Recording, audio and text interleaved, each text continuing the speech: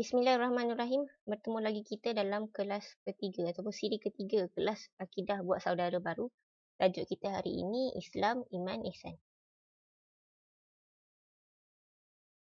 Pertama sekali kita akan fokus kepada tujuan manusia diciptakan. Sebelum kita belajar pasal Islam, Iman, Ihsan, kita nak tahu dulu apa tujuan kita diciptakan.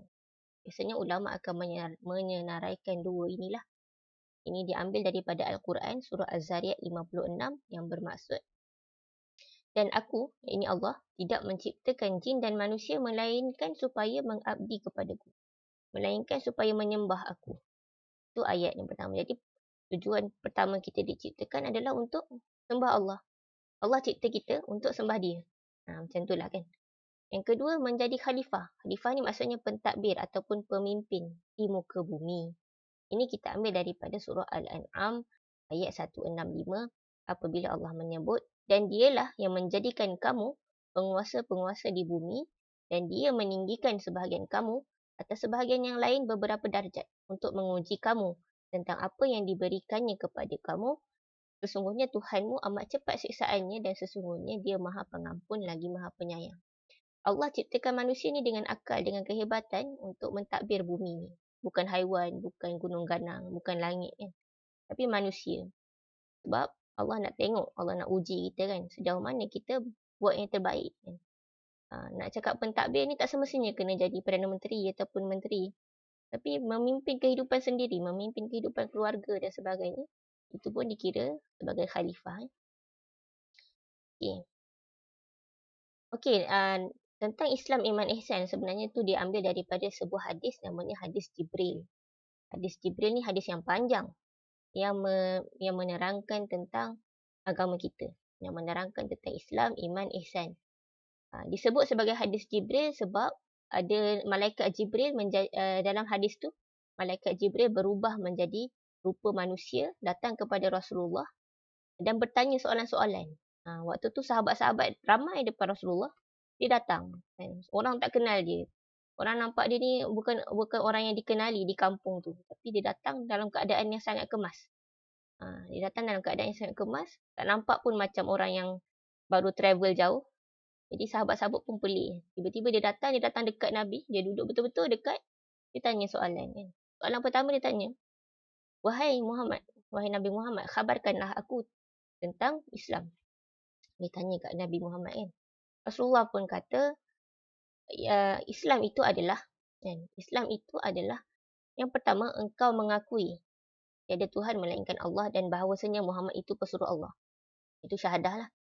Yang kedua, engkau mendirikan sembahyang. Ketiga, engkau keluarkan zakat. Yang keempat, engkau puasa di bulan Ramadan. Dan yang kelima, engkau mengerjakan haji di Baitullah jika engkau mampu. Lepas tu malaikat tu pun berkata, ataupun lelaki tu pun kata, benarlah engkau. Dia kata, betul lah tu. Kan? Jadi sahabat-sahabat yang duduk kat depan dia pun kata, kenapa dia tanya soalan, lepas tu dia pun membenarkan kan? Itu yang pertama. Lepas tu dia tanya lagi, khabarkan aku tentang iman. Rasulullah pun berkatalah, iman itu adalah engkau beriman kepada Allah, malaikatnya, kitab-kitabnya, para rasulnya, dan engkau beriman kepada takdir baik dan buruknya. Lepas tu lelaki tu kata lagi, betul lah tu kan, benarlah engkau. Okey, kemudian dia tanya lagi, apakah itu ihsan? Khabarkan aku tentang ihsan. Rasulullah kata, ihsan adalah engkau menyembah Allah seolah-olah engkau melihatnya. Tetapi jika engkau tidak melihatnya, maka sesungguhnya ia melihat engkau. Ihsan ni maksudnya, terasa Allah tengok kita ataupun kita yakin kita nampak Allah kan. Macam itulah. Jadi lepas lelaki tu pun pergi, sahabat-sahabat tanya siapa lelaki tu. Jadi Rasulullah pun bagi tahu dekat Umar, dekat sahabat-sahabat, sesungguhnya dia adalah malaikat Jibril yang datang kepada kamu untuk mengajarkan kamu tentang agama kamu. Jadi hadis ni sahih ya. Hadis yang mutawatir yang selalu kita dengar.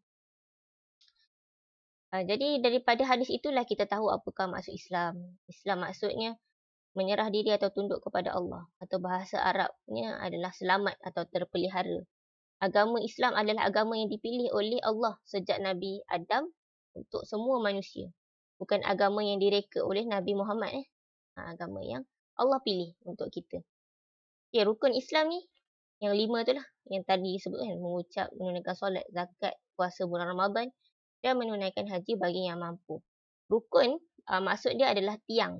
Rukun ni adalah tiang. Kalau tiang-tiang ni roboh, rumah tu pun akan roboh. Jadi bila kita sebut rukun Islam, dia adalah tiang-tiang agama Islam. Benda yang wajib dibuat. Kalau rukun ni roboh, maksudnya Islam itu pun ada kekurangan ataupun cacat lah agama Islam tu. Okey, iman pula. Iman adalah kepercayaan, keyakinan ataupun membenarkan. Membenarkan dengan hati, mengaku dengan lidah dan mengamalkan dengan seluruh anggota badan. Itu iman kan. Dan apabila malaikat tadi tanya apa itu iman, Rasulullah pun bagi tahu rukun-rukun iman. Iaitu percaya kepada Allah, percaya kepada malaikat, percaya kepada kitab-kitab, percaya kepada Nabi dan Rasul, percaya kepada hari akhirat dan percaya kepada qada dan qadar. Yang ini kita akan pergi satu persatu dalam kelas-kelas akan datang. Okay? Seterusnya, ihsan. Ihsan ini adalah membuat sesuatu yang baik. Ataupun bahasa istilahnya adalah buat betul-betul. Buat betul-betul, seakan-akan Allah tengok kita. Ataupun kita tengok Allah. Maksudnya macam dalam keadaan berwaspada. Dalam keadaan macam kamera tengok kita driving kan, kita tak memecut kan. Kalau ada orang, polis tengok kita tak buat benda jahat, tentu juga kita yakin Allah ada, setiap masa kita tak buatlah benda-benda yang jahat. Okay. Dan ihsan ni adalah cara seorang Muslim tu, dia melakukan yang terbaik dalam apa saja dia buat. Jadi Islam ni merangkumi 3 perkara ini. Ini ibarat macam kerusi lah kan. Ada Islam, ada iman, ada ihsan. Islam ni merangkumi syahadah, ibadah kan. Fiqh, hukum hakam. Itu Islam. Iman pula apa yang ada dalam hati, kepercayaan kan. Tentang apa yang kita percaya. Ihsan pula tentang akhlak, adab, tingkah laku. Jadi Islam merangkumi semua ni. Dia tak boleh berjalan tanpa salah satu. Dan Islam ni agama yang kita panggil sebagai lengkap. Dan ketiga-tiganya tujuannya sama. Iaitu menyembah Allah. Sebab Allah suruh. Dan mencapai keredaan Allah. Kita buat semua ni untuk capai Allah. Untuk supaya Allah redha kat kita. Dan Islam, macam kita sebut tadi, bukan hanya memberi panduan macam mana untuk percaya, macam mana untuk beriman. Tapi Islam juga memberi panduan macam mana untuk hidup. Macam mana untuk bermoral dengan orang lain kan. Jadi sampai di sini saja insya-Allah. Kita akan bertemu lagi pada kelas akan datang. Sekian, Assalamualaikum warahmatullahi wabarakatuh.